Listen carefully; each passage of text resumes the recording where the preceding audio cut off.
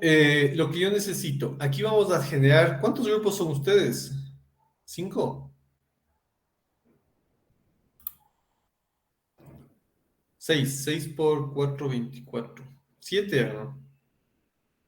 Sí, dijo que de 7. 7. Grupos de 4. 7 por 4, 28. Entonces estamos ahí bien. Entonces, vamos a ver. Aquí dice, por ejemplo, los grupos. Grupo 1, el tema 1 y 2. Entonces, ¿cuál es el tema 1? ¿Sí? O el ítem 1. La comparación entre un suelo de zona árida con un suelo de zona lluviosa. ¿Qué es lo que vamos a ver? Las características, diferencias comparativas del uno con el otro y disculpa, que han intervenido en su formación. Vamos a poner completo, si no, que han intervenido en su formación. ¿Estamos de acuerdo? El grupo 2 hará el ítem o el tema 2 y 3. El grupo 3, el 3 y el 4. El grupo 4, el 4 y el 5. El grupo 5, el 5 y el 1. Y el grupo 6, el 2 y el 3. Y el grupo 7, el 3 y el 4. Así vamos a hacerlo. Estamos, ¿ya? Y eso se entrega el día 14 de noviembre, que es el subsiguiente lunes. Sí, de aquí a 2 semanas. ¿Preguntas sobre esto? ¿No? ¿Nada?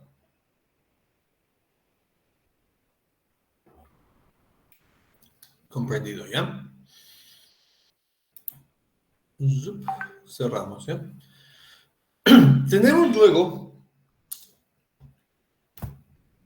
Tenemos luego el asunto de la exposición. Vamos a hacer una exposición. Esta exposición la vamos a hacer desde el día 14 de noviembre. En esta exposición vamos a hablar algunas cosas. ¿Alguien dijo algo? Sí, Inge, yo tengo una pregunta. Dale. Hicimos solo los grupos, pero no sabemos qué grupos somos. No sé si nos puede ayudar en eso. Ahí hagan ustedes. A ver. No sé, Ya, ahí sí no sé. gracias. Ahí ustedes mismos vean el 1, el 2, el 3, el 4, así vayan distribuyéndose, así por favor.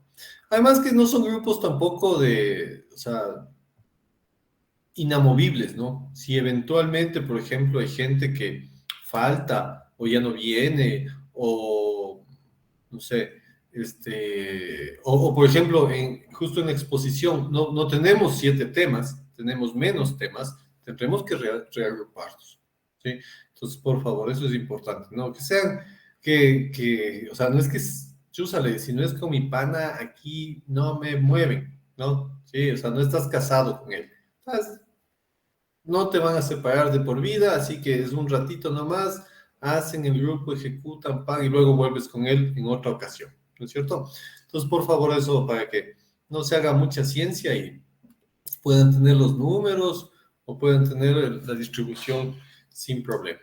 Y más que todo, que no nos quite tiempo, ¿sí? ¿Qué exposición vamos a hacer? Dentro de la exposición vamos a hablar sobre las organizaciones edáficas. Vamos a hacer lo siguiente. Aquí solo tengo distribuido para 5. Yo no sé, pero yo en algún momento le retiré un tema aquí. Pero tenemos solamente 5 temas, ¿sí? Entiendo que estamos con una persona menos ya de plano, porque Brian no viene, ¿sí? Entonces tenemos 27. Aún así son bastantes. 5 por 5, 25. Entonces vamos a tener grupos de 5 y un grupo de 6. Solo un grupo va a ser de 6 personas, porque como Brian no está, entonces terminamos de, no, estamos 28, disculpa. Entonces sí, serían 2 grupos de 6. Es bastante, pero ya, ni modo. Somos bastantes aquí en el curso. Que lamentablemente, no sé, supongo que es por asuntos de horarios, ¿no? Pero con el otro curso tenemos mucho menos, tenemos 10 personas menos y claro, no hay un balance. Entonces, lo ideal sería es que cada curso, por ejemplo, sea de 20 y de 20. Sería mucho mejor, pero bueno, eso no está en discusión ahorita, ¿ya? Organícese, Ahí, para esto necesitamos 5 grupos, de los cuales, como somos 27, 5 por 5, 25. 3 grupos van a ser de 5 y 2 grupos van a ser de 6. Por favor, comandante. ¿Qué vamos a ver acá? Les explico más o menos cómo funciona la metodología de calificación. ¿Cómo funciona ya? Vienes acá al día de la exposición, bien peinadito, chévere, y vas a comenzar tu exposición, grupo, ¿sí? El grupo comienza a exponer, voy a ver un poco este Excel de acá, se va a calificar de la siguiente manera. Y eso está en la rúbrica aquí, ¿no? Una persona X llamado Pedro va a hacer la exposición. ¿Cómo le califico? Ahí su calificación por persona. Muchas veces me dicen, sí, pero ¿y por qué mi grupo, mi compañero tiene 3.5 sobre 4 y yo tengo 2.8? La calificación es individual, no es por el grupo. ¿Y qué vamos a calificar? Normalmente, si son 5 personas, más o menos vamos a tomarnos 5 minutos para que hagas tu exposición, para tu persona, ¿no? Entonces, 5 por 5, 25, más o menos unos 20, 25, 26, 27 minutos va a ser tu exposición. 25 minutos promedio, ¿sí? Va a ser la exposición de todo el grupo. 5 minutos por persona, ¿sí? Entonces, tú comienzas a exponer y el momento que tú comienzas a exponer, yo voy viendo el material de consulta y el material que estás utilizando para explicar, ¿no es cierto? Y eso equivale a un punto. Si tú coges y estás hablando de, no sé, de los perros y comienzas y pones 3 líneas, el perro es un mamífero, y chao, se acabó. No me has mandado, no has puesto un material visual adecuado, no has hecho una consulta buena, todo eso entonces se refleja en el material utilizado, material que estás utilizando para tu explicación, ¿sí? Otro punto, la exposición. Si comienzas y seguimos hablando del mismo perro y dices, sí, el perro es el que hace guau guau y chao, ¿sí? Entonces tú te quedas y ahora, o sea, ¿qué? ¿No es cierto? Entonces, tu exposición es muy pobre, muy corta, poco explicativa y lógicamente no tendrás el punto de aquí. Tendrás 0.1, tendrás 0.2, 0.4, 0.5, todo dependiendo de tu explicación y tu exposición. Verbalizar bien las cosas, pronunciar bien, explicar bien las cosas, ¿sí? Tiempo. Les digo que generalmente el tiempo que lleva por persona es de 5 minutos aproximadamente. Viene una persona y comienza y se bota, chévere, 5, 10, 15, 20 minutos, se bota 20 minutos solito, ¿sí? El resto del grupo le queda poco tiempo y le restringe. Entonces, esta persona que se votó 20 minutos haciendo la exposición, lógicamente no va a tener uno, ¿sí? Porque se excedió. Limita tu explicación y tu material a un tiempo determinado, ¿sí? Posiblemente te emocionas y te vas, pero, ¿entiendes? Eso perjudica al resto. Y lógicamente no te alineas a lo necesario. 5 minutos, 6 minutos, ya. 7 minutos, ya. Bueno, pero claro, 12, 13, 15 minutos es loco. O lo contrario, sigues hablando del perro y te demoraste 30 segundos en decir el perro hace esto y nada más. Y se acabó tu exposición. Entonces no tienes buen material, no es una buena exposición y tampoco generas, o sea, tampoco has utilizado el tiempo adecuado como para que puedas explicar tu tema. Lógicamente, en lo que es referente a tiempo, vas a tener un bajo punto, ¿no? Si no es 0, por ahí 0.1 como máximo. Y el último que es preguntas y respuestas.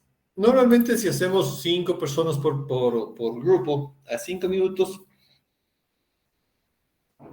vamos a tener un promedio de 25, 30 minutos, que es lo que va a tomar toda la exposición, ¿cierto? Y luego vamos a las preguntas. Entonces, ustedes exponen a sus, si son un grupo de 5, a sus 22 compañeros que están atendiendo el aula, les han expuesto. Ellos tendrán que generar, deben tener algún tipo de inquietud, algún tipo de pregunta, y las hacen a ustedes y ustedes van respondiendo. ¿Cómo es individual la calificación? Por ejemplo, aquí está el Pedro, el Juan y el Brian, ¿ya? ¿Sí? Exponen y alguien pregunta por ahí y dice, qué sé yo, ¿qué pasa con el, por qué el perro tiene 4 patas? Entonces, Juan dice, mira, el perro, es este el problema, es este el beneficio, a esto le pasa y por eso anda en 4 patas. Chévere, Juanito, tú tienes un hito aquí, ¿sí? Hacen otra pregunta y contesta el mismo Juan. Hacen otra pregunta, pues le pongo. Hacen otra pregunta y Juanito ha sido pero una bala otra vez y así sucesivamente. Es el Juan el único que contesta. Él va a tener, en este caso, 5 contestaciones que equivaldrán al punto. No es que tiene 5 puntos. Toda la calificación es sobre 4, pero en lo referente a preguntas y respuestas, él contestó todas. Los otros no sabían nada. ¿Sí? Ahora, si es que, por ejemplo, ustedes exponen, el grupo expone, y los compañeros no hacen ninguna pregunta, ni una sola pregunta, y no participan, y es como que han entendido todo y son unos genios, entonces, chévere. El grupo tiene que traer un kit, unas preguntas, ¿sí? Para hacerles al curso. Pues ahí, como todo entendieron, chévere, entonces preguntémosle en este caso el grupo, al curso. Entonces ahí sí, viene el Pedro y dice, yo sí tengo una pregunta, chévere, haces la pregunta y tendrás 1. Brian también dice, yo también tengo otra pregunta, chévere, 1. Brian nuevamente dice, yo tengo otra pregunta para hacerles, chévere, 2, y así sucesivamente, ¿no? Y todo va a ser, puede hacer 2, 3, 4, 5 preguntas, no muchas tampoco, no es que nos vamos a pasar ahí preguntándoles como locos, pero sí al menos 1 o 2 preguntitas por participante para hacerles al curso, ¿sí?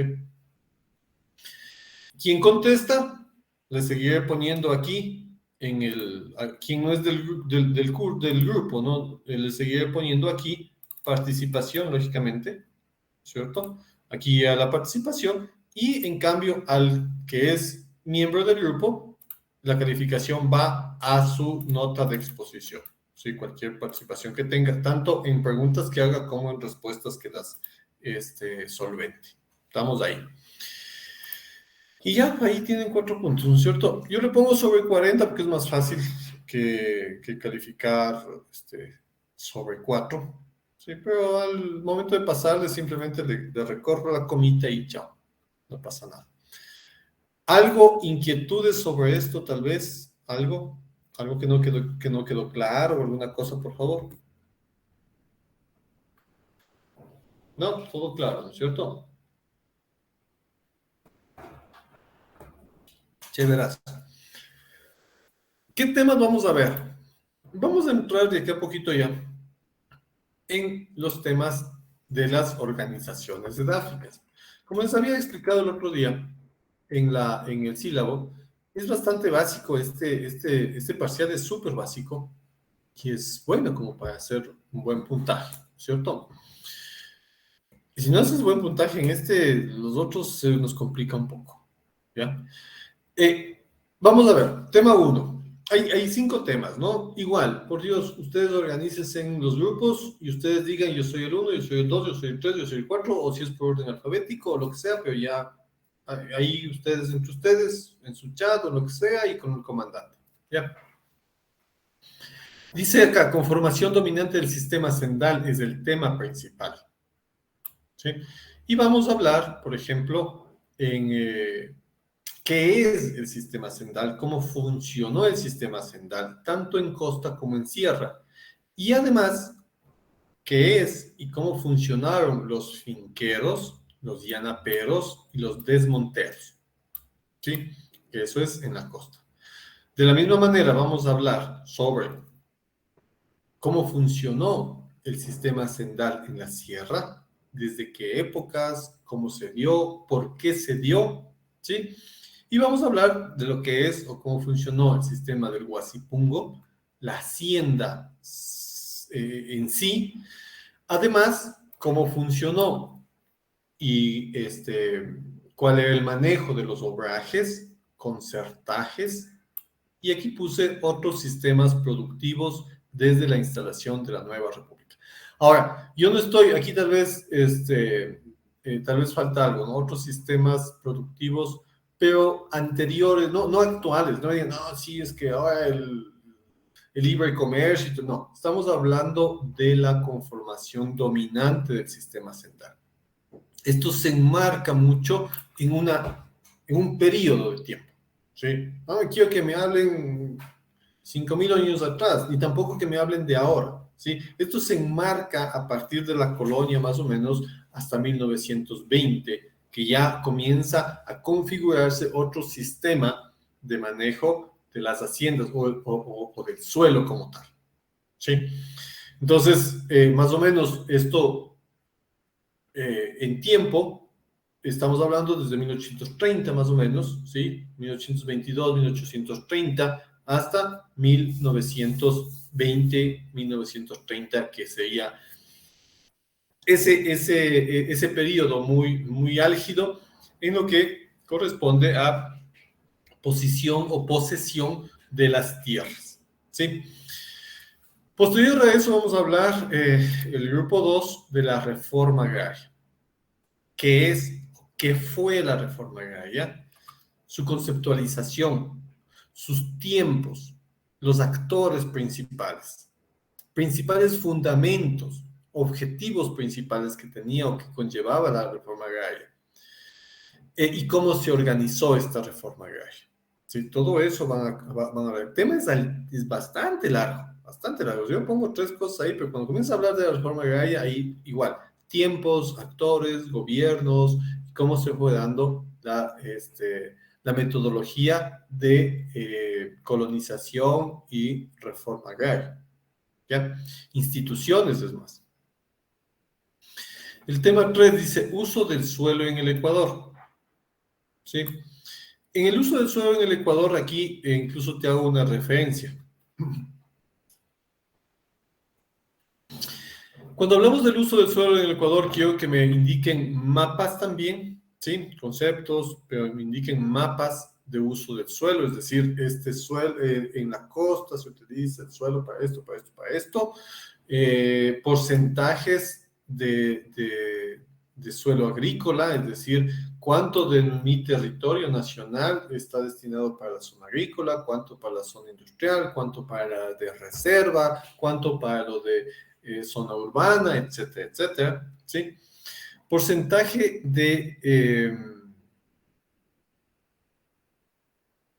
porcentaje de suelo degradado, aquí hay una coma, falta una coma. Porcentaje de suelo degradado, el porcentaje de suelo que corresponde a un suelo ya maltratado, no sé, contaminado, o sea, como quieras llamarle, un suelo degradado en el Ecuador.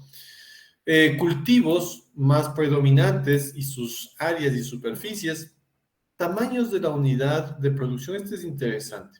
Y aquí me voy a detener un poquito. ¿Por qué? Porque cuando hablamos de derecho sobre el suelo y cuando hablamos de la redistribución mediante la reforma agraria o del acaparamiento también de los suelos, ¿sí? Productivos especialmente, hablamos mucho sobre el tamaño de la unidad de producción, las UPAs, unidad de producción agrícola, ¿sí? Y ahí tú te vas a dar cuenta, quien nos va a exponer o quienes nos vayan a exponer es cuánto del suelo pertenece a cuánta gente. más o menos, el típico 80-20, ¿no es cierto? El 20% del suelo está, o más bien dicho, el 20% de las familias ecuatorianas, ciertos grupos económicos, son posesionarios o son dueños del 80% del territorio agrícola, ¿sí? Y por el contrario, ¿sí? Dándole un poco la vuelta, el 20% del suelo restante está en un montón de personas, en el 80%. Entonces la redistribución es totalmente inequitativa, ¿no es cierto? Pero sí me gustaría ver rangos de unidades, de los tamaños de la unidad de producción y promedios también. Y si es que hay como diferenciar, que sí hay información sobre eso, diferenciar lo que es sierra que lo que es costa, ¿no? Oriente y parte insular es muy poco representativa, ¿no? Es más evidente en la sierra y en la costa, ¿no? Pero si es que puede encontrar también en otros lados, parte amazónica, háganlo, por favor. Productividad es muy relacionado acá, tal vez, esto debería venir acá. Cultivos, vamos a poner aquí. Ujú. Suelo degradado, cultivos, productividad, lógicamente de los cultivos, tamaño de la unidad de producción y promedio. Y productividad, otra vez aquí. Vamos a ver. Eso lo van a encontrar mucho en el geoportal. ¿Quién tiene esa información mucho más sucinta, con mapas, todas esas cosas? Es en el geoportal del CIPA, ¿sí? Es el sistema, no sé qué cosa, para la agricultura, alguna cosa así se llama. Entonces, es un sistema de información, algo así, es un sistema de información, alguna cosa para la agricultura. Entonces, ahí pueden encontrar esta información, ¿ya? Creo que el IGM también tiene. Otro que tiene también es el INEC. El INEC tiene muy buena información también. Un poco atrasada porque teníamos que haber hecho el censo último en el 2020, pero por los asuntos de pandemia no se hizo. No sé si creo que están haciendo ahorita el censo, que no sé si está avanzando o no, pero deberían hacerlo, ¿ya? Y ahí tendríamos información más al día. Pero en el INEC encuentras también mucha, muy buena información, 2019, 2022, 2020, por ahí más o menos, que son proyecciones o cosas por el estilo que sí están bastante bien. El grupo 4 va a hablar sobre la ley de tierras. Dentro de los organismos que ahora mandan sobre la tierra es la Subsecretaría de Tierras. Y esta Subsecretaría de Tierras, ¿sí? Es un organismo adscrito al Ministerio de Agricultura, cuya normativa, cuyos procedimientos se basan en esta ley, la Ley de Tierras. Con la nueva Constitución en el 2008 se hicieron se destinaron algunas competencias a ciertos organismos. Incluso la subsecretaría como tal, si bien la ley estipulaba la creación de la subsecretaría desde el 2008, recién se forma, me parece que en el 2010 o 2012, por ahí, ¿sí? Que sería la subsecretaría de tierras. Pero esta subsecretaría tiene funciones, tiene acciones, tiene procedimientos, ¿sí? Como organismo regulador, y eso es lo que ustedes nos van a hablar. ¿Estamos? Chévere. Y por último, vamos a hablar sobre la legislación nacional en torno a la calidad del suelo. ¿A qué se refiere esto? Resulta que, ¿quién te dice que este suelo es bueno o que este suelo es malo? O que este suelo, su calidad es como el agua más o menos, ¿no? ¿Quién te dice que el agua es apta para tomar? O el agua es apta para el riego. O el agua es apta para, no sé, para alguna cosa. Perdón. O es apta, por ejemplo, para hacer vertidos, ¿no? Cuando ya hace el tratamiento de aguas, el agua que sale de ese tratamiento del agua servida tiene que ser vertido a un cuerpo de agua. ¿Quién te dice? ¿Quién te da una normativa? ¿Quién te dice? Perdón. ¿Quién te dice esta agua sí vale o esta agua no vale? Es más o menos por ahí cuando hablamos de calidad de suelo. El problema aquí es que nuestra legislación es muy pobre, ¿sí? Y otro problema también, además de, es por ejemplo que eh, si bien existe legislación a nivel del Ministerio de Agricultura, la legislación en torno a la calidad del suelo está dado por el Ministerio del Medio Ambiente. Entonces, encontramos en el algo así está. En el TULSMA. ¿Qué es esto? Es el texto unificado secundario de la legislación del medio ambiente. En el libro 6, capítulo 2, se encuentra la legislación en torno a la calidad del suelo. ¿Sí? Posiblemente haya mucha información que no exista ahí. Y si ustedes quieren hacer referencia a alguna legislación internacional, pues háganlo. Por ejemplo, Chile, por ejemplo, Brasil, por ejemplo, México, son los que más tienen en su legislación algo sobre la calidad del suelo. Pero sí es importante que ustedes mencionen en el texto unificado, en el TULSMA van a encontrar, por ejemplo, cuadros, ¿no? Donde dice rangos máximos y rangos mínimos. ¿Cómo considero? Por ejemplo, hay características físicas del suelo para definir que el suelo tiene una calidad óptima o no. Por ejemplo, profundidad del suelo, es una, ¿no es cierto? Suelos con menores a 30 centímetros de profundidad como un rango mínimo y máximo de 1,50 m, se los considera adecuados. Si es que tienes menos de 30 centímetros de profundidad, ya no es un suelo adecuado para la agricultura, por ejemplo, ¿no? Entonces, te va dando eso, ¿no? Calidad del suelo, tanto en características físicas, químicas como biológicas, ¿sí? Y ahí hablamos de la calidad del suelo. El uso de suelo, parámetros de calidad. Entonces, te dice, por ejemplo, de acuerdo a la calidad del suelo, tú puedes hacer algo ahí, ¿sí? Entonces dice, por ejemplo, la definición ahora del área, según el uso de suelo, creo que fue en el 2012 o 14 de Quito, define, no, antes fue, antes del 2010, mucho antes.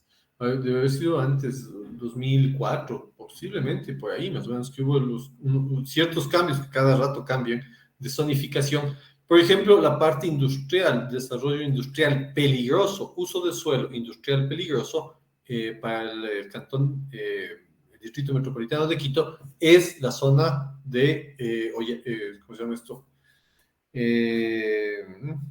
Del Inga, ¿sí? Toda esa parte es declarada como zona de alto impacto, zona industrial de alto impacto, ¿sí?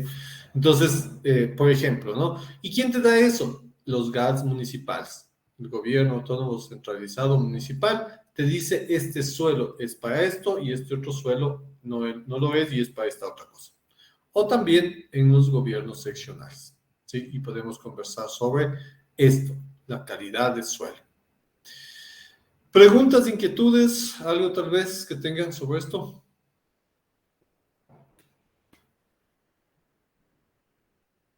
No. Ya, chévere. Yo siempre digo que ustedes son súper pilas, así que no van a tener problema y lo hacen, ¿ya? Eventualmente estamos, di como fecha el 14 de inicio, ¿no? Entonces, el 14 expondrá el grupo 1 y el grupo 2. El 16, el miércoles 16, expondrá el grupo 3, el grupo 4. Y el 21 expondrá el grupo 5. Tenemos una holgura de un día más porque por A o B circunstancia, no sé, hay algún cambio, no podamos avanzar lo suficientemente rápido y no podamos exponer, digamos, 2 grupos en un solo día, pues nos queda un día más acá por si acaso. Todo siempre por si acaso, ¿ya? Sabemos que para el día 28, del 28 al 2, tenemos ya que pasar notas, ¿no? Eso en el calendario está, no está por aquí, pero estaba hecho el calendario así. Dice acá, actividades académicas del primer parcial del 24 de octubre al 2 de diciembre. Y el ingreso de la calificación al sistema es del 28 al 4 de diciembre. Entonces, en esta semana del 28 tenemos que ya estar,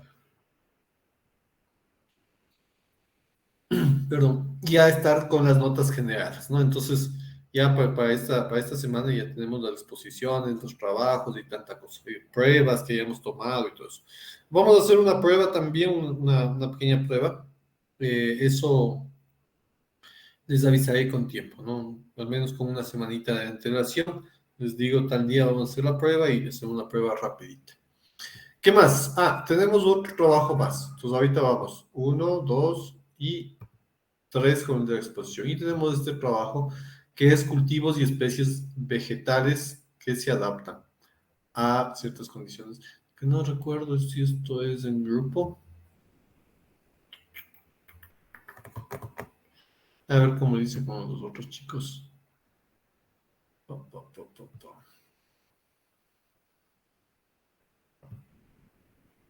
Ujú, ujú. Sí, hice grupal. Ya, entonces con ustedes también lo vamos a hacer grupal, ¿ya? ¿Qué es lo que vamos a hacer aquí? Vamos a ver. Cultivos y especies vegetales que se adaptan a estas condiciones, dice aquí. Vamos a hacer, este es un trabajo.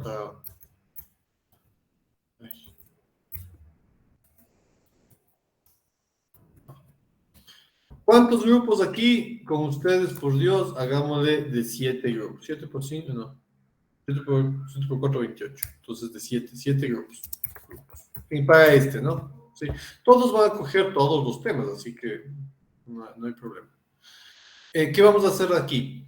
Mucho dependiendo de los sustratos, ¿sí?, que tenemos o del suelo que tenemos, vamos a tener especies vegetales muy típicas, muy características y que nos sirven como indicadores de la calidad del suelo, ¿sí? Entonces, por ejemplo, en plantas acuáticas, ¿sí?, hay unas especies que son las que pueden permanecer dentro del agua. Rupícolas, las que pueden desarrollarse sobre la roca. Arenícolas o samófilas son las que viven en zonas o en suelos arenosos. Saxícolas son las que pueden desarrollarse entre las rocas. Epífitas, especies que crecen sobre un tronco o una rama. Plantas halófitas que se desarrollan en suelos salinos. Plantas gipsófilas que se desarrollan muy bien en suelos con alto contenido de yeso. Calcícolas con suelos ricas en calcio. Nitrófilas, perdón, suelos ricos en nitratos. Y acidófilas, suelos ácidos, ¿sí? Entonces, por ejemplo,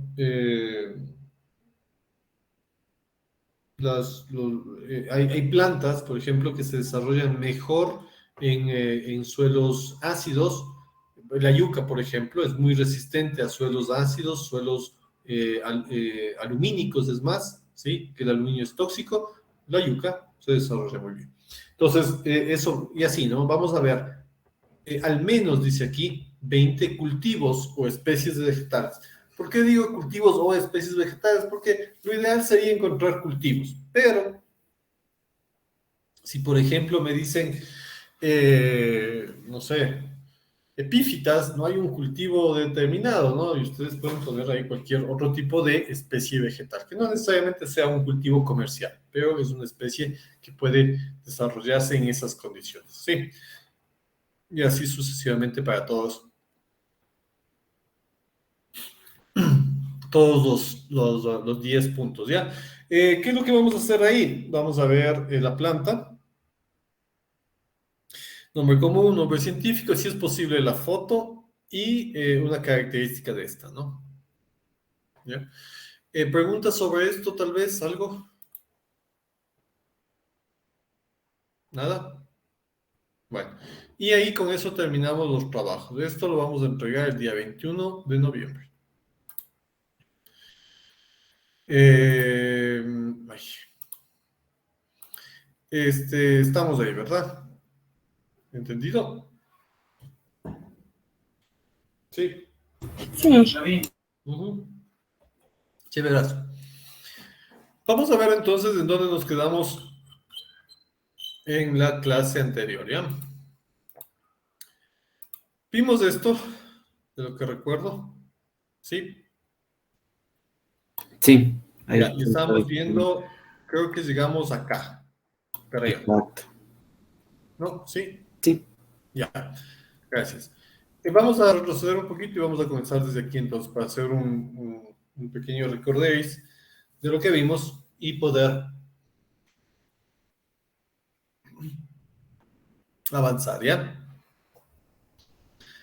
El suelo, les había dicho, es un sistema vivo, ¿sí?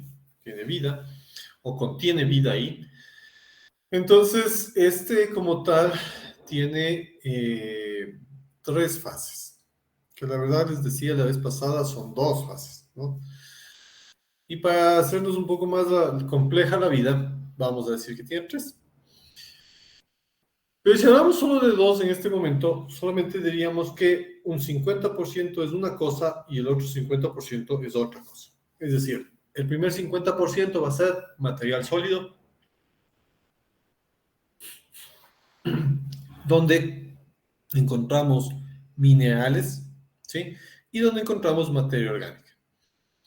Si bien hay suelos, por ejemplo, me dicen, sí, pero si yo tengo un suelo que tiene un montón de materia orgánica, ¿sí? Generalmente los que tienen horizontes ísticos o mólicos son los que tienen una gran cantidad de materia orgánica, ¿sí? Entonces, eh, excepto esos que pueden llegar a tener un 30% de materia orgánica o quién sabe hasta más, ¿no es cierto?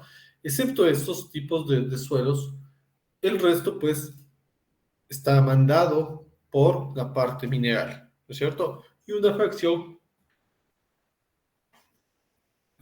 de la parte orgánica. Del 50% entonces, aquí dice el 45 corresponde a la parte mineral y 5 a la parte orgánica. Misma que puede variar y decíamos que con un 2 estaríamos bien, puede ser 3, puede ser 5. Normalmente ya el 5 ya es un suelo muy, muy bueno, muy orgánico y pero no es muy común, ¿no? Una materia orgánica de 5%. Y el otro es la otra fase, que sería el espacio poroso. Este espacio poroso que puede estar contenido con agua o puede estar contenido con aire, ¿cierto? Mientras el agua está, el aire no está, y cuando el agua se va, el aire entra, ¿sí? Entonces tenemos estos espacios porosos, ¿ya? Dice aquí, en la parte superficial de la corteza terrestre constituye un sistema complejo, bueno, lo que habíamos dicho hace un ratito, ¿no es cierto? Y decíamos la fase sólida está constituida por la parte mineral y también por la parte orgánica. ¿Sí? Perdón. La roca cumple un papel estático, ¿sí? Mientras que el agua tiene y el aire un papel dinámico porque entra y sale dependiendo del contenido del uno o del otro. Eh, esta fase sólida que podemos encontrar ahí las gravas, las arenas, las arcillas, los limos, ¿sí? Son resultantes de la alteración de la roca madre y también sales minerales, ¿no es cierto? Entonces tenemos la parte inorgánica y tenemos la parte orgánica. ¿Qué tenemos en parte orgánica? Perdón. Tenemos la materia orgánica, tanto viva como muerta, ¿no es cierto? Viva, hablamos de bacterias, hongos, invertebrados en general, ¿sí? Etcétera, que pueden estar contenidos en ese suelo. Así también la muerta, que sería restos de animales, restos de vegetales, y todo lo que se aporta por parte del bosque, ¿no es cierto? De los seres que habitan ahí, ¿sí? Y tenemos nuestra parte orgánica. La fase líquida, en cambio, habíamos dicho que es dinámica, que puede entrar y salir. Puede generarse aportes. ¿Por qué se generan aportes? Por lluvia, por riego, por ejemplo, o por infiltración, o por ascenso de las napas o capas freáticas también hacia la parte superior, que se pueden dar. Ascenso capilar, por ejemplo, ¿sí? Son los que aportan hacia el suelo. Lluvia, riego, ascenso capilar. Y por el otro lado, lo que se pierde, o qué es lo que perdemos, que se pierde por transpiración del cultivo, ¿no es cierto? Apertura y cierre de estomas. Estos apertura y cierre de estomas lo que hacen es eso, ¿no? Regular la salida de aire para que se seque. Evapotranspiración del suelo. No, evaporación del suelo, disculpa. Cuando el suelo está desnudo, cuando el suelo está descubierto, la transpiración, la evaporación va a ser mucho mayor. Y la otra, que sería este chiquito de acá, que es el ascenso capilar, ¿cierto? ¿Cuánto del agua subterráneo puede subir hacia la parte superior del suelo? ¿Sí? Entonces, todo esto nos ayuda a que definir un balance hídrico. ¿Qué refleja el sistema suelo, vegetación, atmósfera, suelo? ¿Sí? Almacenamiento en el suelo disponible para las plantas y el suministro a los acuíferos. Esta agua ejerce importantes acciones para la formación del suelo, sea meteorización, física, química, translocación de sustancias, como en el punto de la fertilidad, ¿sí? La fase líquida está en constante competencia con la fase gaseosa por cambios climáticos de estaciones y precipitaciones atmosféricas, ¿verdad? Y tenemos aquí más o menos un cuadro donde nos esquematiza o nos dice cómo funciona un balance hídrico, ¿no es cierto? Aquí tengo un exceso, tengo bastante pluviosidad y poca evapotranspiración, ¿no es cierto? Pasamos un poquito más acá y en cambio nos encontramos en que la precipitación es tan baja, ¿sí?, que es menor a la evapotranspiración potencial, ¿cierto? Entonces,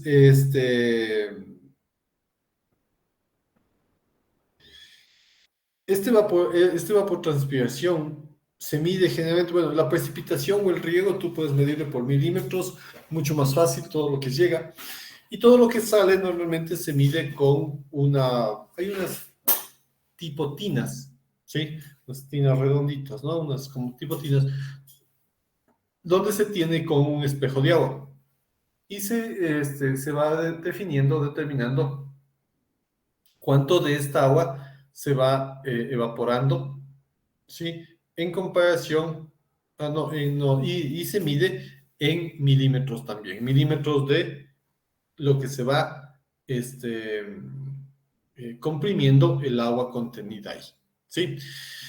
Y bueno, y acá sube nuevamente. Entonces, pues un balance es cuánto tengo, cuánto debo y cuánto me sobra, ¿no es cierto? Muchas veces nos pasa eso, que nos gastamos más de lo que podemos tener y tenemos un déficit hídrico, ¿no es cierto? Este déficit, lógicamente, va a generar problemas fisiológicos de la planta, problemas sanitarios, va a morirse, qué sé yo, ¿sí?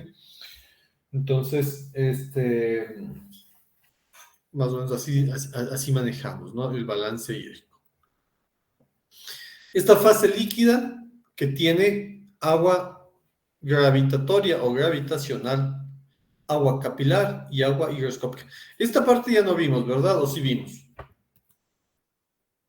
No. No. Ya, entonces, porque quería explicarles una cosa, ¿no? Y no quería es repetirles nuevamente, sino que más o menos, si es que ya lo vieron, mejor, pero como veo que no, no hay problema, lo vamos a hacer, ¿ya? Eh, Tenemos tres tipos de agua ¿cómo se llama? En en el suelo, en la fase líquida. ¿Y cómo se diferencia la una de la otra? Por ejemplo, yo tengo aquí una partícula, por acá tengo otra partícula, ¿sí? Tengo también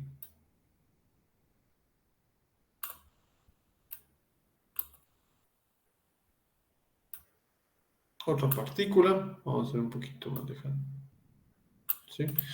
Y así sucesivamente, ¿no? Puedes ir poniendo partículas y estas partículas van generando estos espacios vacíos, ¿no es cierto? Estos espacios llamados por nosotros como poros, ¿no es cierto? Es un espacio entre partícula y partícula, ¿ya? Estos poros, al no estar llenos con agua, están con aire, pero el momento que tú colocas agua, va a suceder lo siguiente.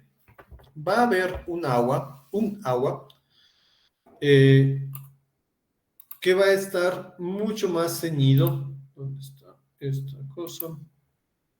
Mucho más ceñido a lo que es la partícula. Entonces vienes por aquí, pim, pim, pim, pim, pim, pim.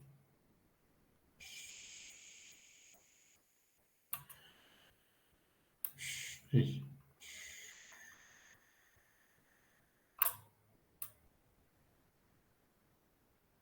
Ya. Por aquí vamos a ver. Ujú.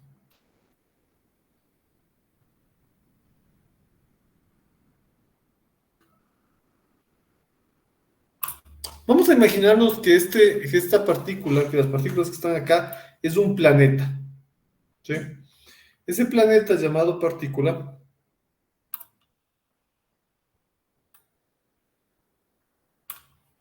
tiene una fuerza que nosotros reconocemos como fuerza gravitacional o gravitatoria. ¿Y qué es lo que hace esta fuerza? Hace que en esta partícula o a esta partícula se le adhieran ciertas moléculas, como el agua, por ejemplo, es una biomolécula, se le adhieran a esa partícula, ¿cierto? El asunto es el siguiente. El poro sigue eventualmente medio seco, ¿sí?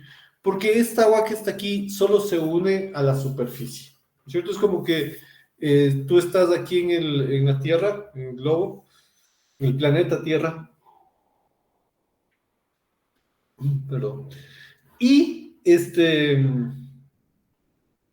conforme más abajo estás, o conforme es menor la distancia hacia el centro de la Tierra, tienes una fuerza gravitacional o gravitatoria mucho mayor, ¿no es cierto? Conforme te vas alejando del planeta, ¿sí? Quién sabe, llegas, ya sales de la atmósfera, ya no tienes esa fuerza gravitatoria, entonces ahí puedes irte libremente. En este caso no.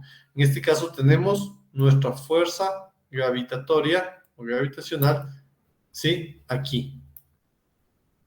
Ceñida el agua al que se llama la partícula, podemos identificar que está aquí este, caramba, esta agua. Ese es el agua gravitacional o gravitatoria. Luego viene una agüita llamada agua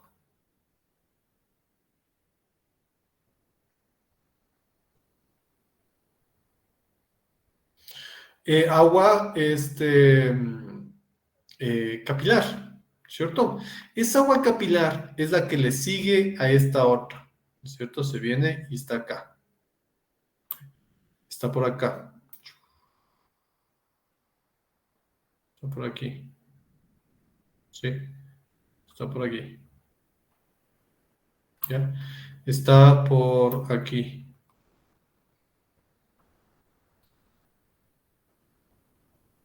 Ay, viene acá.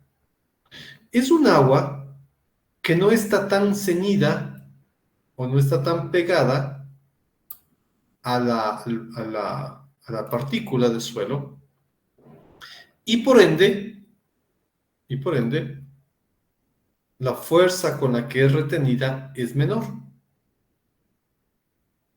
¿En qué nos ayuda eso? En que esta agua ya puede ser mejor utilizada, mejor absorbida o mejor aprovechada por los cultivos. ¿Sí? Esta de aquí, que es la capilar, porque mantiene una fuerza capilar. Pero no es una fuerza tan grande como el anterior caso. ¿Sí? Y después de esta viene, vamos a ver si me dio gruesa la línea. Después de esta viene el agua higroscópico, ¿verdad? El agua higroscópica, que es la... A ver, perdón. El agua gravitacional. Estoy mal. Me desconcentré ahorita. A ver, el agua higroscópica es la que está ceñida a la partícula. El agua capilar es la que está acá. Y el agua gravitacional es la que está mucho más separado de la partícula. Entonces, si es que, ¿sí? Yo tengo un suelo saturado y levanto ese suelo, lo primero que va a chorrearse, lo primero que va a caer es esta agua gravitatoria, que por gravedad se va a ir hacia abajo, ¿sí? Se va a desprender del suelo, ¿sí? Luego va a quedar solamente el agua higroscópica y el agua capilar. Esta agua capilar es la que va a ser utilizada por las plantas, ¿sí?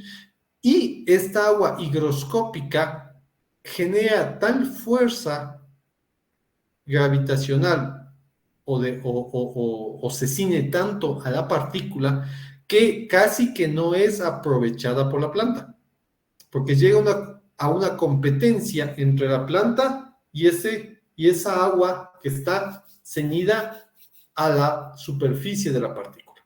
No sé si me entendieron. Entonces tenemos tres tipos de agua.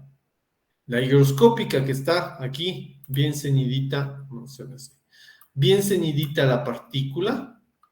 La capilar, la que está aquí, un poco menos ceñida a la partícula. Y la gravitatoria o gravitacional, que está mucho menos ceñida a la partícula. Y es la que primerito se va a desalojar cuando existe una escorrentía, una infiltración, una lixiviación, por ejemplo. Es la primerita, ¿no es cierto? La que tú coges el agua, coges este suelo, le levantas que está saturado y comienza a chorrearse. Es la primera, la gravitacional, ¿sí?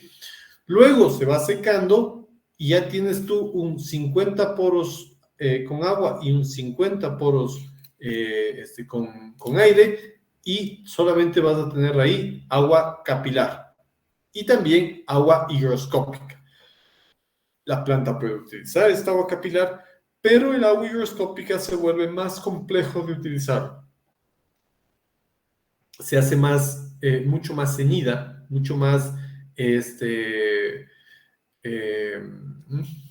¿cómo se llama eso? Mucho más duro el hecho de que la planta pueda aprovechar esa agua, ¿sí?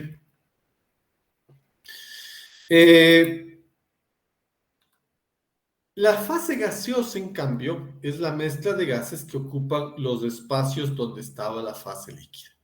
Cuando la fase líquida, es decir, se evaporó el agua, se consumió por la planta, etcétera, etcétera, o se secó el suelo, esos poros tienen que ser abarcados por la parte gaseosa una vez que sale la parte líquida, ¿sí? Existe, lógicamente, al ser los dos fluidos existe una dinámica, ¿no? Entre los dos. ¿Y qué es lo que está contenido? Normalmente el contenido en los poros, en la parte aérea, es, o de los elementos, muy similares al que se llama al aire, ¿sí? Que es el oxígeno, el nitrógeno, el CO2 y vapor de agua.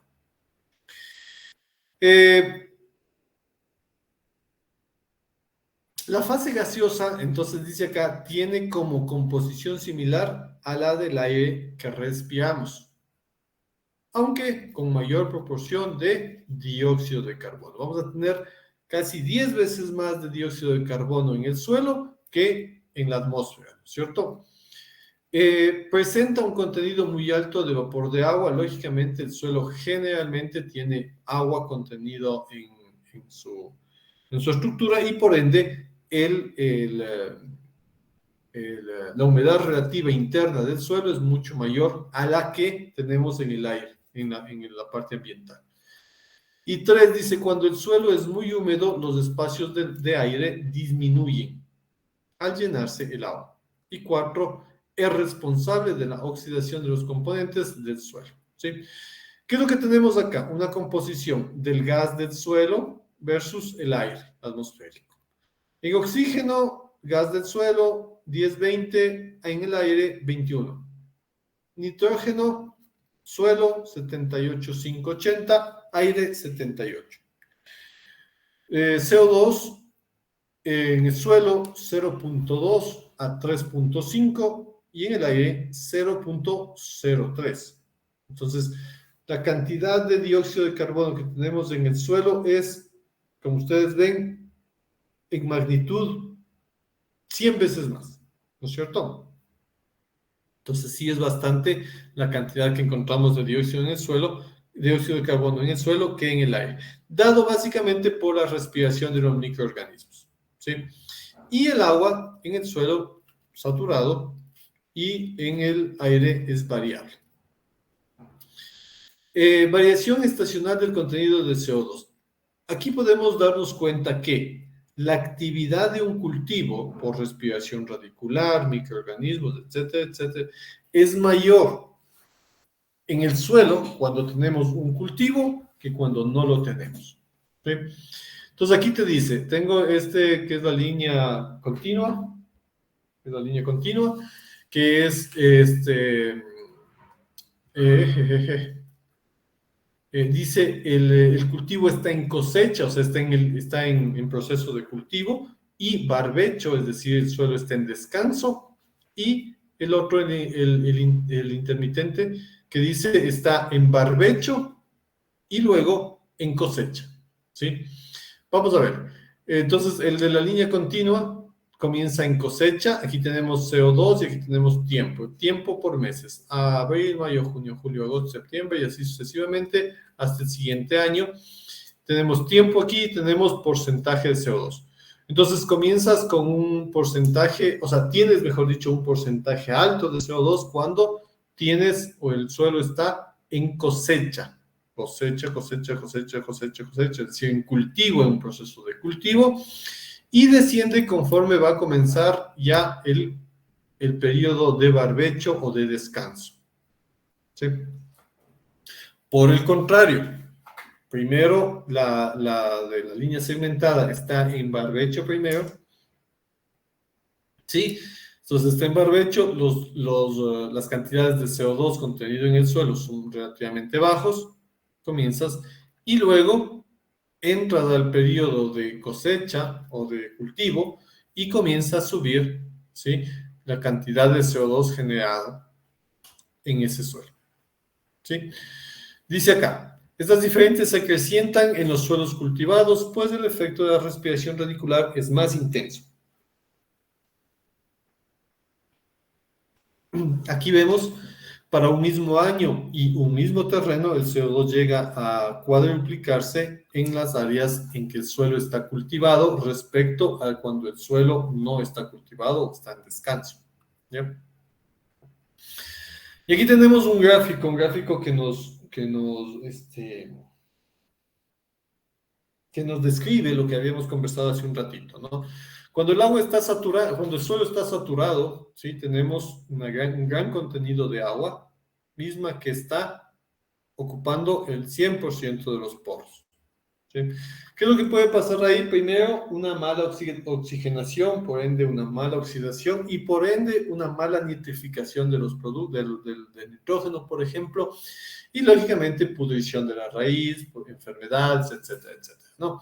Pero ya como suelo, en suelo como tal, el momento que tú estás saturado, si ven como caen las gotitas, tú levantas ese suelo mojado, saturado, y comienza a chorrear el agua.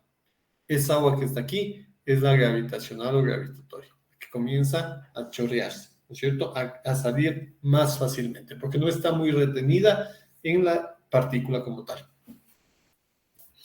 Ahora, mucho depende también del poro, ¿no es cierto? Hay poros pequeños y hay poros grandes, ¿sí? Mientras más grande es el poro, más difícil es para el suelo sujetar el agua. Y es por eso que los suelos arenosos que tienen poros grandes, lógicamente tienen ese inconveniente. El poro está muy ligado al tamaño de la partícula. Si yo cojo, por ejemplo, un envase aquí, vamos a hacer un envase aquí.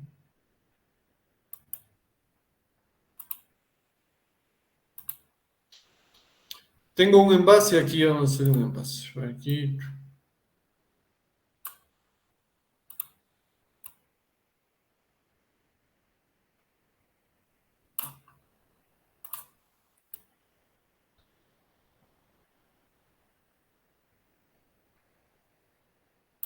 Tenemos un envase aquí.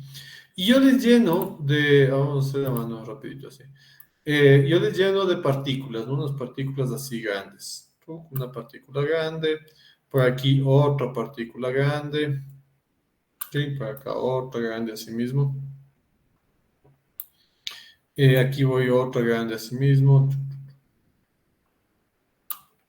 Por aquí otro le voy a hacer. Ujú.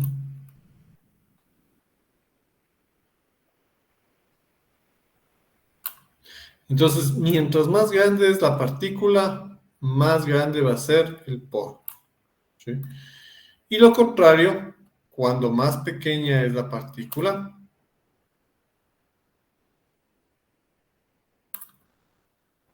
más pequeño es el poro. Ya, bueno, ahí digamos que hay. Ahora, por el otro lado, sí, yo puedo hacer un montón la verdad es que no puedo hacer porque me va a salir poco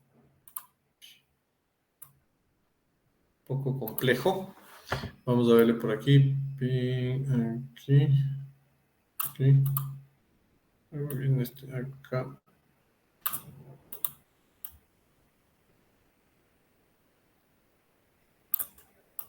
Sí. Yo puedo hacer entonces partículas más pequeñas, ¿no? Partículas más chiquitas, más chiquitas, más chiquitas. Entonces, en esas partículas más pequeñas voy a tener poros más pequeños. ¿Sí?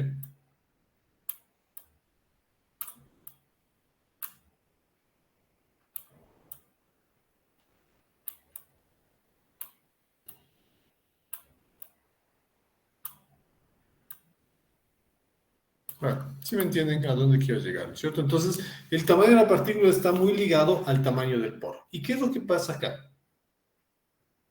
Que cuando tienes un poro grande, ¿no es cierto? Es más difícil que se sostenga el agua que cuando tienes un poro chiquito. Entonces, cuando tienes un poro chiquito, es por eso que los suelos arcillosos, que tienen partículas finas y tienen poros finos, poros chiquitos, se saturan muy fácilmente, se llenan muy fácilmente del agua y conservan más humedad que lo que pasaría con un suelo arenoso, ¿cierto? Que pasa algo así como esto, ¿sí?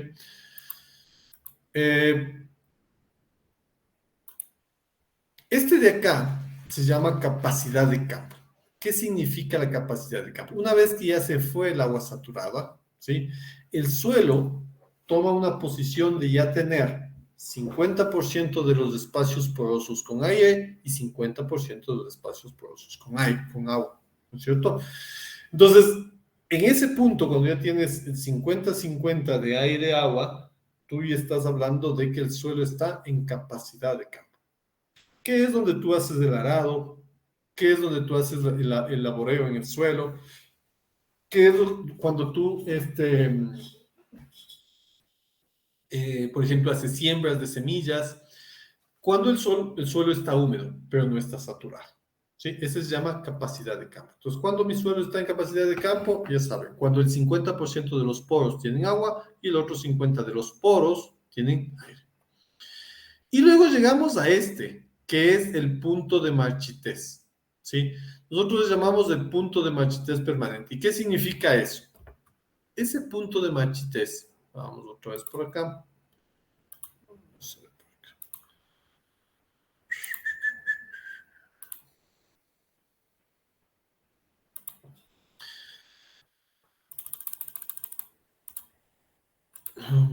¿Quién de ustedes se va de viaje el feriado? Alguien. No les voy a preguntar a dónde, solamente a quién se va. Jimmy, ¿te vas? Nada, profe. Aquí en la Nada, casita nomás. estamos jodidos. Tania, tú te vas de feriado, ¿no es cierto? No te voy a Sí, decir a dónde te vas. a la Tacunga. A la Tacunga, chévere. ¿Cogiste y saliste el miércoles a la Tacunga? El jueves en la mañana a la Tacunga. Pero el rato que tú saliste, le dejaste regando a la plantita, ¿no es cierto? Cogiste a tus plantas, pusiste agua, ¿no es cierto? Pasó jueves, pues saliste temprano, pasó viernes, pasó sábado, llegó el domingo y tú ya estás de regreso. ¿Sí? Te pegaste la farra, no te bronceaste porque no está ni mucho sol, está más bien frío. Y llegas a tu casa y las plantas están así, medio muriéndose, así medio marchitándose, ¿sí? Pero tú coges y le pones agua rapidito, y dices, hijo de mano, a ver, antes de que se me mueran, agua. Y la planta regresa nuevamente, se turge, ¿no? Nuevamente se pone chévere. Ese punto en el que tú cogiste y le pusiste agua y revivió, ¿sí? Es el punto límite entre lo que sería capacidad de campo y un punto de marchitez permanente. El momento que ya llegas, en cambio, de la Tacunga, ¿no es cierto? Con tu pelado, con no sé con quién te fuiste. Llegas de la Tacunga, le pones agua a las plantas porque también están así ya muriéndose. Le pones agua a las plantas y las plantas nada que ver. Es porque ya llegaron a ese punto. Al punto en el que se marchitan, tienen una muerte fisiológica y chao, no hay quien les resucite. ¿Sí? No están secas, no están muertas todavía, pero tampoco quieren vivir. En el otro caso, no estaban secas, no estaban muertas, pero si tú les ponías agua, todavía podían vivir. Ese es el punto conocido como punto de marchitez permanente. ¿Sí? Permanente. Entonces, este coeficiente de marchitez o el punto de marchitez es cuando casi un cuarto del, ¿cómo se llama?, del espacio poroso tiene agua. ¿Sí? Y el resto, que sería un 75% más o menos, no es cierto. Sí, ¿no es cierto? Sí, un 75% es aire. Pero miren que del uno al otro es tan poquita la diferencia. Pero es tan poquita la diferencia que si es que comienza a perder agua y aún teniendo agua en el suelo, la planta llega al coeficiente higroscópico. Donde tú tienes agua, aquí no está blanco totalmente, aquí está el espacio poroso y tienes agua. Poquito, pero tienes, ¿no es cierto? Pero esta agua ya no es aprovechable por la planta. ¿Por qué? Porque como es un agua higroscópica, está muy ceñida la partícula y la planta no le va a poder sacar, haga lo que haga. ¿Sí? Y ahí es cuando ya la planta se muere, porque necesita mucha fuerza para extraer esa agua. ¿Sí? Y la partícula tampoco es que es fácil, ¿no? No le va a dejar que se lleve. Entonces la planta se muere. ¿Sí?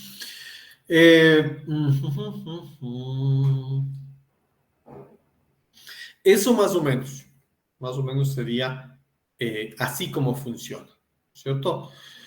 Y tenemos pues la saturación, capacidad de campo y el punto de marchitez permanente.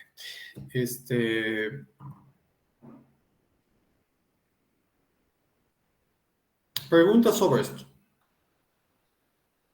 O sea, profe, cuando la planta está en ese punto de que se marchita, ya es jodido, ya Ujú. que vuelva.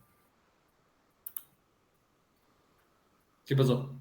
Eso le preguntaba que cuando, si la planta ya llegó al punto de marchitarse, ya no existe algún método para poder recuperar o algo. No, pues ya se murió. Ya se murió, ¿no? No hay nada. Ahí ya no le puedes resucitar. Anaí.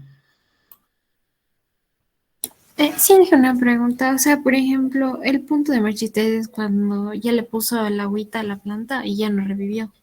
Ese es el punto de marchitez permanente, ¿no es cierto? Ese es el punto de marchitez permanente. Ah, Así ya. es. ¿Sí? Sixta, dime. Inge, una pregunta. ¿Y si la planta está, supongamos, le puse agüita, pero está la mitad, o sea, de las hojas como que florecidas y la mitad marchitas? ¿Qué punto es O sea, este? o sea, mira que estamos hablando del suelo primero, ¿no? Primero estamos hablando del suelo. Lo que estamos hablando es del suelo. El agua higroscópica, el agua gravitacional, el agua capilar, ¿sí? Y la disposición a la planta. Ahí, lógicamente, cada cultivo tiene una actitud diferente. Por eso es que hay plantas que son muy resistentes a suelos, a zonas áridas, por ejemplo. ¿Sí? Dices, aquí tal vez el punto de marchitez permanente sea muy, o sea, ojo, ¿a dónde quiero llegar? Primero es que, por más seco que tú le veas al suelo, siempre tiene humedad. Siempre tiene humedad. ¿Sí? Entonces, vamos al mismo caso. Ya te voy respondiendo nuevamente lo que me preguntaste. Te olvidaste de poner el agua en las plantas, ¿no? Llegaste y esa planta ha sido de tu mamá. Entonces, llegaste el domingo, le pones, no revivió y no revivió y no revivió la planta, y vos le apuestas a tu mamá que había agua en la planta, en la maceta, en el suelo. O sea, le apuestas lo que sea que tenías agua ahí.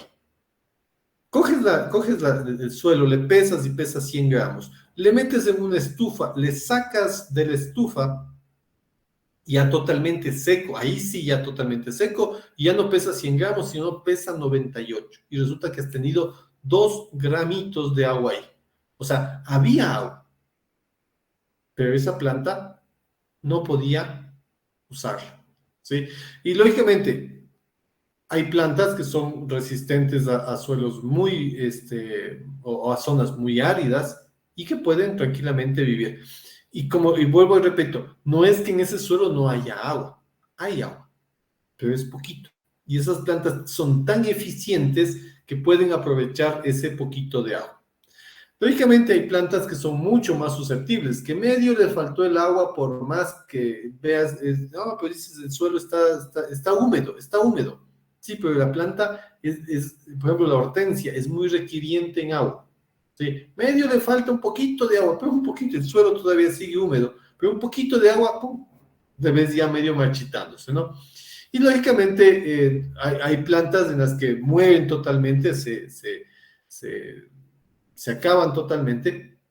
Y hay otras que dependiendo del momento en que tú llegas, como la planta comienza a secarse, generalmente desde los extremos, ¿no? Y es por eso que me dices, tal vez la parte de arriba ya se murió, pero abajo todavía ciertos brotes están bien. Generalmente comienza a marchitarse desde la parte más extrema, ¿no es cierto? Desde las partes más lejanas, ¿sí? A la raíz. Entonces, esas tal vez ya se marchitó totalmente y no va a resucitar, y el resto sí, una parte, 2, 3 brotes, sí, posiblemente pase eso, ¿no? Ahí tendrás que cortar esa parte que está muerta y seguirás tratando de que la planta siga viviendo.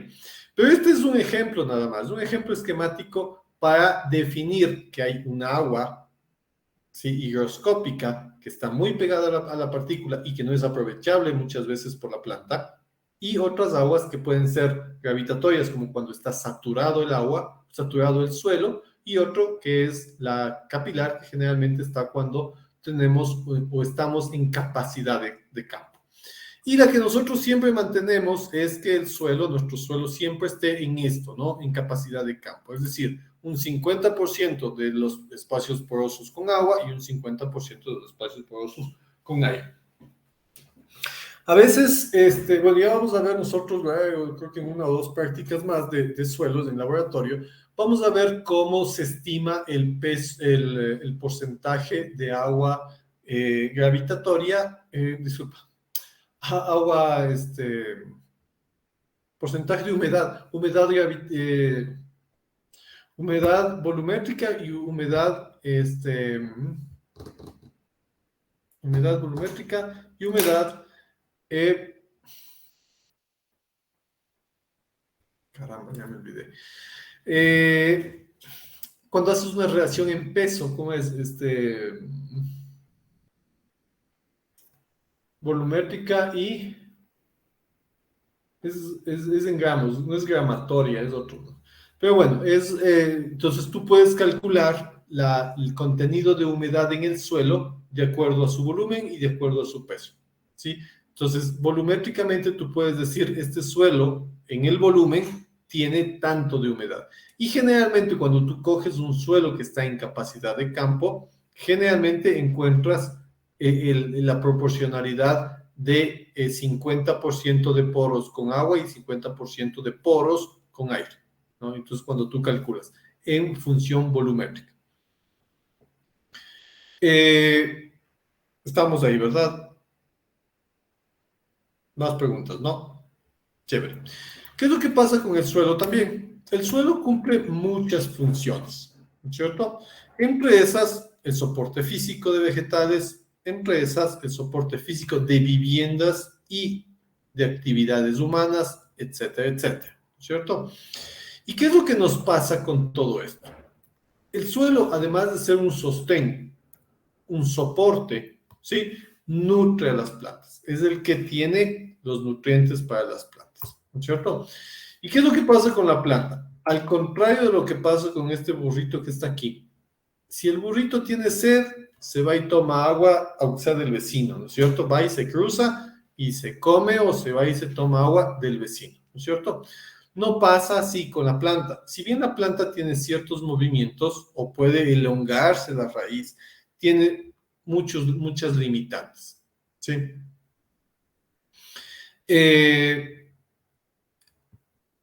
Lógicamente, esto hace que o se adapte al lugar donde está o muera, ¿sí?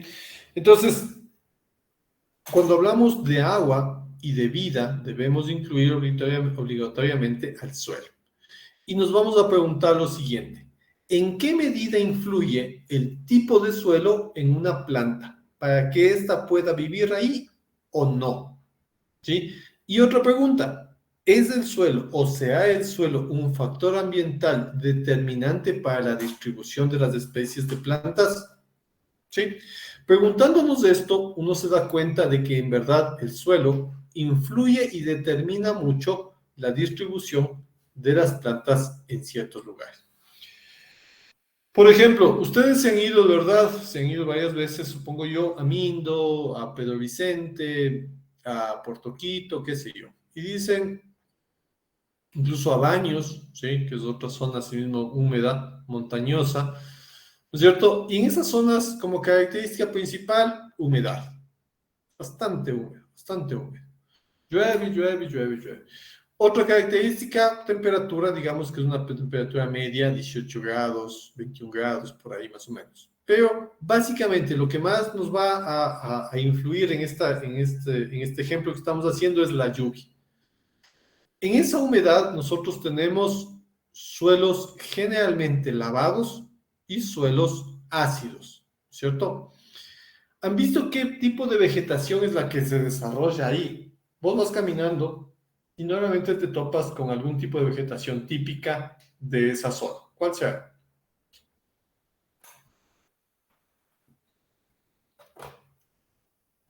¿Cuál es? ¿Qué han visto? ¿O no han visto nada? Los plátanos. Plátano. Dejémosle un ratito a un lado. No todavía, no. La yuca, ¿La qué? la yuca. Tampoco, Las palmeras.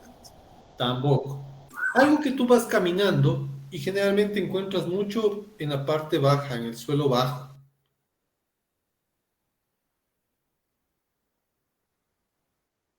Pasto. Anaí, Ay, también dije el pasto. no, Kikuyo tampoco, algo por ahí.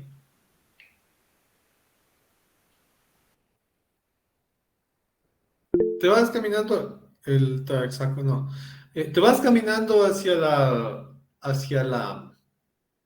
una cascada, ¿no? Te vas caminando, te vas a ir al pailón del diablo, chévere, y comienzas a bajar, El comienzas a hecho. bajar.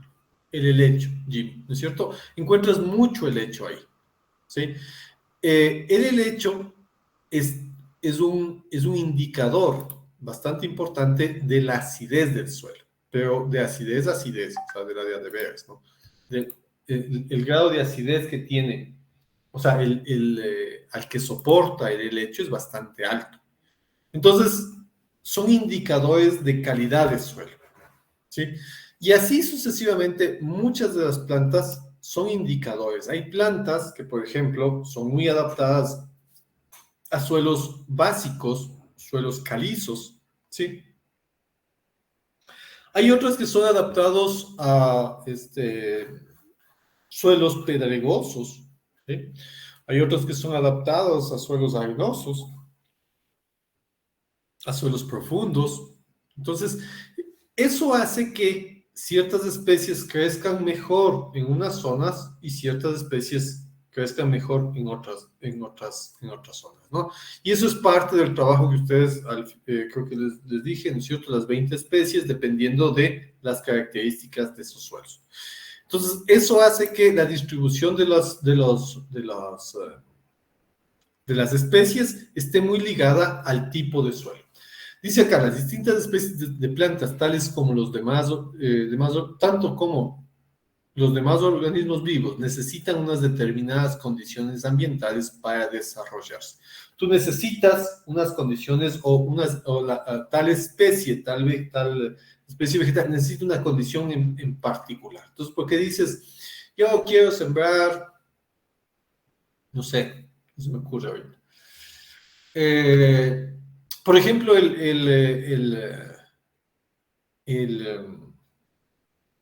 la tuna. Dices, yo quiero sembrar tuna, no sé, en Eliasa.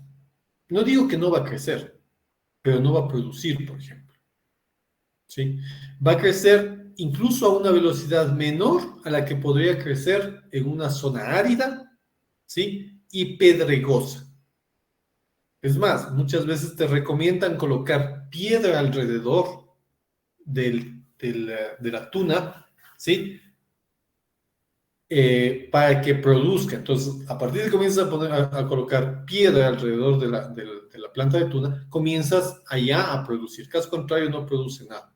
¿Sí? ¿Por qué? Porque son plantas que requieren de esas características de suelo, pedregoso y seco.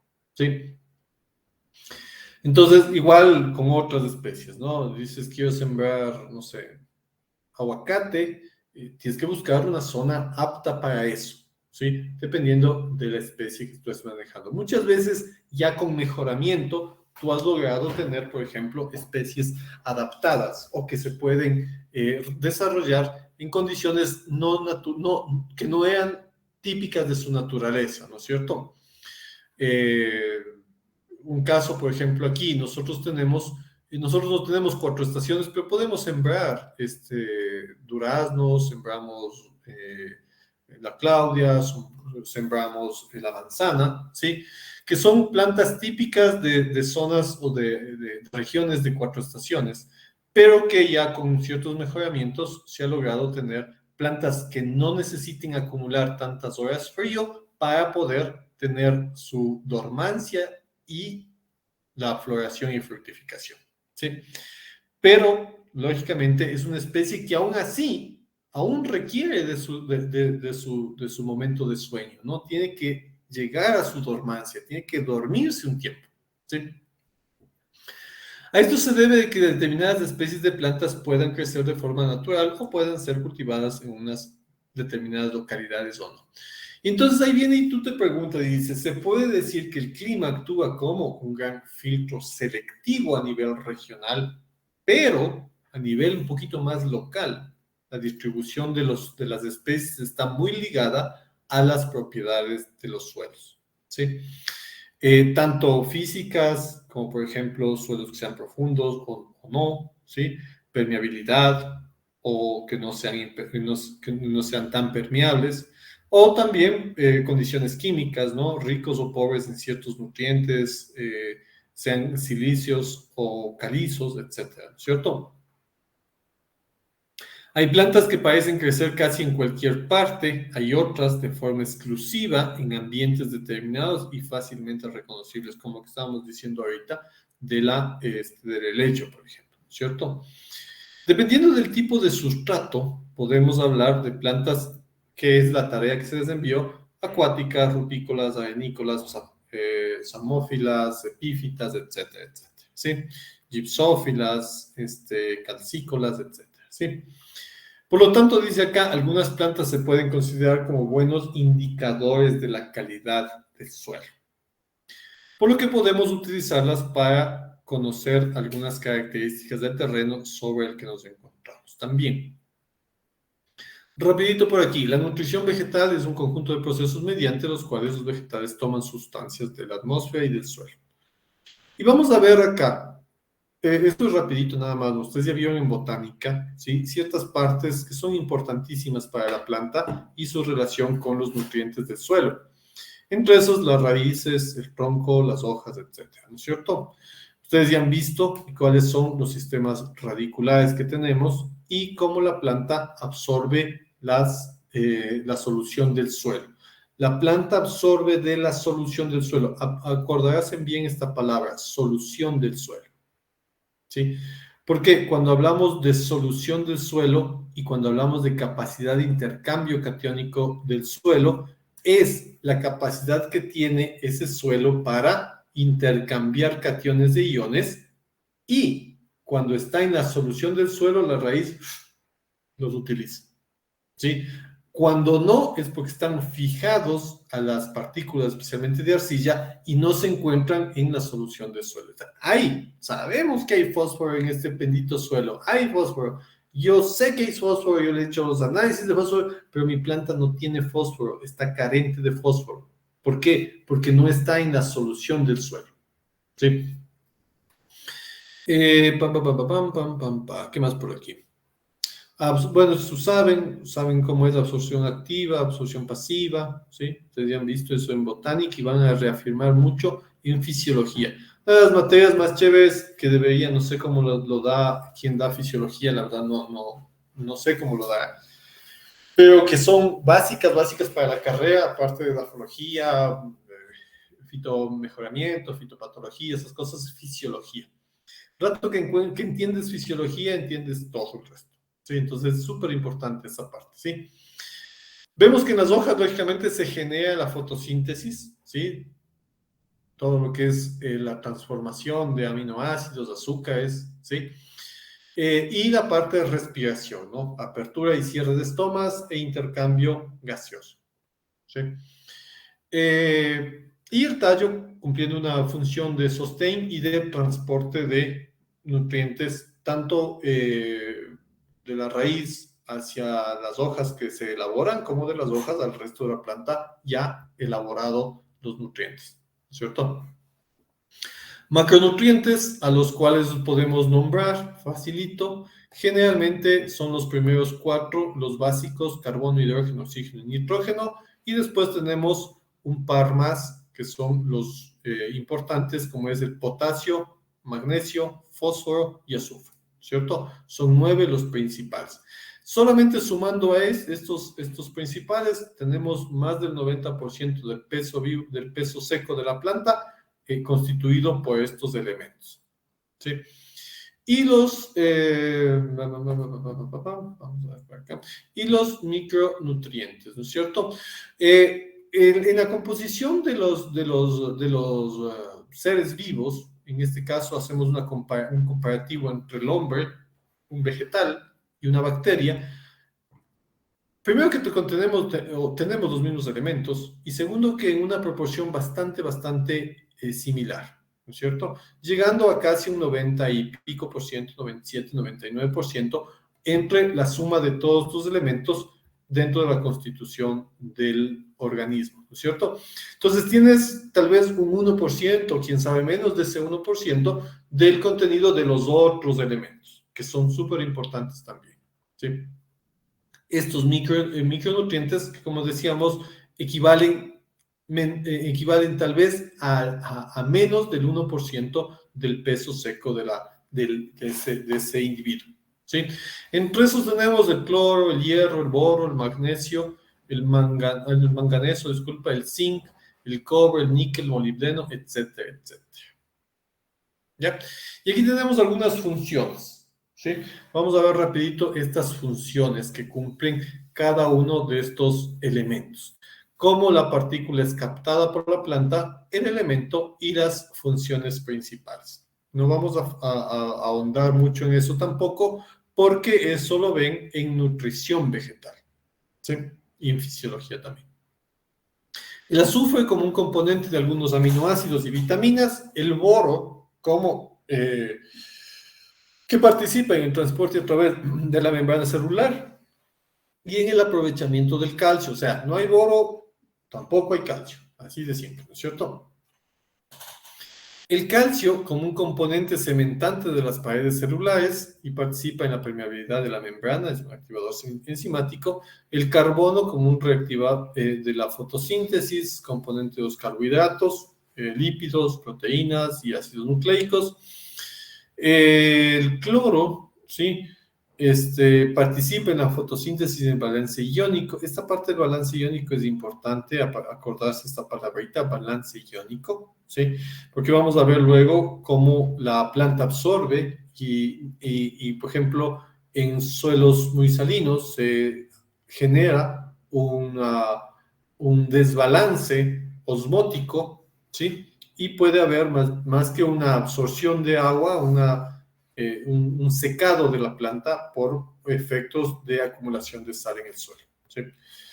El cobre como un activador enzimático de la fotosíntesis, el hierro que participa en reacciones enzimáticas y en moléculas de transporte de electrones, respiración y fijación del nitrógeno. Fósforo en ácidos nucleicos, fosfolípidos, ATP, hidrógeno como componente de los carbohidratos, lípidos, proteínas y ácidos nucleicos, magnesio como componente de la clorofila, activador enzimático en el metabolismo de los carbohidratos, manganeso, activador de enzimas que participan en la respiración y en el metabolismo del nitrógeno, y tenemos el molibdeno acá como un activador también de enzimas que participan en el metabolismo del nitrógeno. El nitrógeno como componente de las proteínas, ácidos nucleicos, clorofila, etc. El oxígeno como un componente de los carbohidratos, lípidos, proteínas y ácidos nucleicos. El potasio participa en el balance iónico celular mediante la ósmosis, apertura y cierre de estomas, activador enzimático. Y el zinc como un activador de enzimas en la respiración y el metabolismo del nitrógeno. ¿Sí? Y lógicamente todo eso hará que se haya una producción de biomasa, ¿no? Vamos a dejarle por acá. Vamos a quedarnos aquí en este cuadro, ya en el final del cuadro donde están los elementos, cómo la planta lo capta y las principales funciones que cumplen dentro de la misma, ¿sí? Perdón, no sé si tienen preguntas, inquietudes tal vez. ¿Algo? ¿Nada? ¿Todo entendido? ¿Todo comprendido? Bueno. Entonces, se portan bien. No sé si alguien de los que estaba en la lista o faltaba en la lista llegó. Tal vez Erika. ¿La Tacumba está? Sí, ingeniero, tal vez me escucha. Ahora sí te escucho. Ay, sí, ahora sí ya valió. Disculpe, no valía el micrófono. Ya, Brian, no creo que venga. Samantha Chamorro. Tampoco está.